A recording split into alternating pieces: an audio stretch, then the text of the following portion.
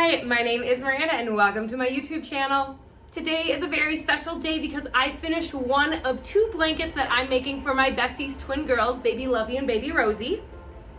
This is the colorway. The pattern is available on my website now, and if you're here, you know that this is the video tutorial to walk you through step by step.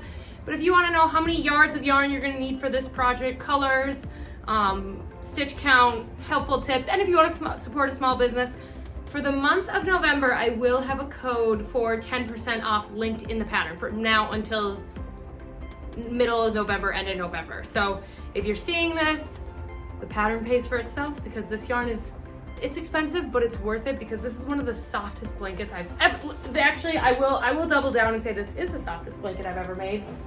But this material also would be such a nice, outfit. I don't know what, but anyway. This is the blanket, so this is Lovie's blanket. And I'm gonna be making, obviously I already made Lovie's blanket, but now I'm gonna start on Rosie's blanket and walk you through step by step. So Lovie's blanket is gonna have little stripes where Rosie's are gonna be wider. And they're gonna use the same colorway, but a little different. I have to still weave in the ends here. But as always, if you are new here, make sure you hit that subscribe. I'm a small business, appreciate the support. But otherwise, let's get started on this. All right, to start our blanket, so this one is Lovie, and the one I'm gonna start right now is Rosie. So to start Rosie's, or to start either of them, what you're gonna do is you're going to lay the string across your four fingers, and then you're gonna loop it around your index finger, so you have two loops on your finger. And you're gonna take the left one, and you're gonna pull it over the right, but still keep it on your finger. And then you're gonna take the left again and bring it over. And this is I think it's a magic knot or a slip knot. I can't remember exact words. But that is how we are going to start our chain stitch or our foundation chain. And it's also how we are gonna add on colors later. And I'm gonna show you that a tutorial of that later. But now what we're going to do is our chain stitch. So you're either gonna use your hook and work your hook where you pull the bottom string or the top string underneath the bottom loop. So you just go loop and back, loop and back, loop and back. And this one works a little bit more of your hook is doing a little bit more of the work. But if you want to do it a different way, what you can do is you can hold your chain stitch like this, and you can go loop and you can go under, loop and back, loop and back, loop and back. So one of them just has you working with the yarn this way, and this is more traditional crochet like this where you loop. But my hand always gets a lot of tension right here doing that. So that is why the method I use is called English knitting, and you go like this and it's a little less tension. So it doesn't matter how you do your chain stitch, just as long as you do it consistently. So I'm gonna do my chain stitches and I will meet you at the end. So when we get to the end, what you're gonna do is you're gonna count 1, 2, skip those ones and go into the third one. And you're gonna go under, if you can see here, there's little V's like this. And you're gonna go under the top loop of the V or the top V. And we are going to do a single crochet. And then we're going to do a chain stitch. And then we are going to skip one over and go into the next one. So the idea is you're doing a single crochet, a chain stitch, skipping a stitch, and then a single crochet again. So you should have a little gap. And the nice thing about the moss stitch right here is that after you get that first row done, and by the way, your chain stitch does not count as a row.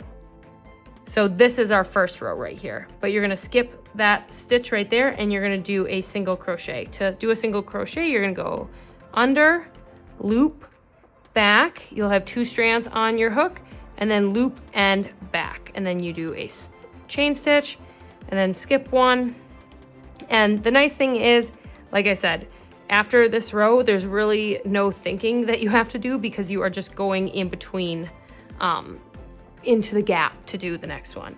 All right, so we are at the last one and we are going to finish our single crochet.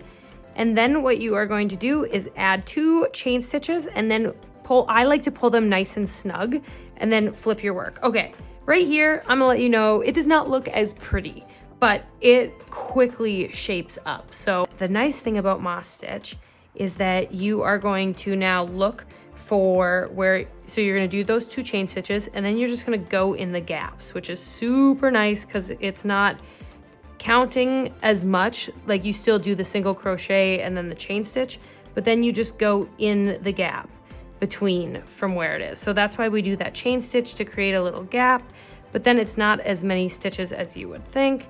And so you're just gonna continue going through, and you just do one single crochet, 1 chain stitch, and then go through the gap. And then after you have done 2 rows, you'll see it very clear on where it is. This will pull in a little bit. So when you're doing your chain stitches and adding on to, or when you're working on the foundation chain, just try not to like really stretch it out, and it will come back. Like if you look at this one, this was the chain stitch. So it does like tighten up to it eventually, but just don't stretch it out too much. So I am gonna keep going, and based on what you want your stripes to look like, you can either do Lovies or Rosies. And yeah, I'm gonna show you how to change colors next. And here we're gonna go over switching colors. So you are gonna continue to do your moss stitch, which is just a single crochet and then a chain stitch. So you have your single crochet and then 1 chain stitch. And then when you get to the end here, you can see that there's 1 little single crochet still hidden in there, and we wanna go on the outside of that. So we wanna go in between, and you can see right here is our chain stitch from where we built up from the last row. So you wanna go in between the chain stitch and that single crochet, and you're gonna do 1 more. And before you finish your single crochet, what you're gonna do is you're gonna keep those 2 loops on the hook, and this is how we are going to change colors throughout. So you're gonna take whatever color you're adding in, and you're gonna do the same thing where you loop it around your finger. And this is how we will do it throughout the entire blanket. And then I always do this little knot. You don't have to. I think there's other videos that don't, but I just think it adds more security. So you wanna tighten both the string that's on, that you're working with, that white string, and the color you're adding in. And what you're gonna do is you are just gonna pull that added color through. So you still get that single crochet, but then you have this added color. And then what you're going to do is you're gonna take your new string, and then first I add on the 2 chain stitches, and that helps us jump to the next row. And then what I do right here before I work anymore, I will cut this string, and it's however long you want to be. I don't know, is that like 6 inches, 7 inches-ish? And then some people won't do this, but I just will. But I'll do a little square knot. So the first one I will take, so we're just gonna tie these knots together. So I'm gonna take the purple and go over the white like that. And then the next time I'll go reverse, and you can do it either way. But then this square knot just really secures it, and then I'm gonna weave it in at the end of the project. But I think it does a really good job of holding together. And then what we're gonna do, so we did our 2 chain stitches, and then we flip our beautiful, beautiful work. And this is the last color I'm gonna do on this one. And the reason I really wanted to make sure I knew exactly how much yarn I needed for this project, so I normally put the video tutorials out a lot sooner. But for here, then what you're gonna do is you can see that there's that single crochet. So we will just start in here by doing 1 single crochet, and then a chain stitch, and continue on. And I always make sure to pull really nice and snug when you're doing this. If you are a little bit looser with your crochet, the project might not be as tight as this. And I know that this is not the traditional way of crocheting, quote unquote. But if you do it with this method, I just think it gives a nice tight stitch there.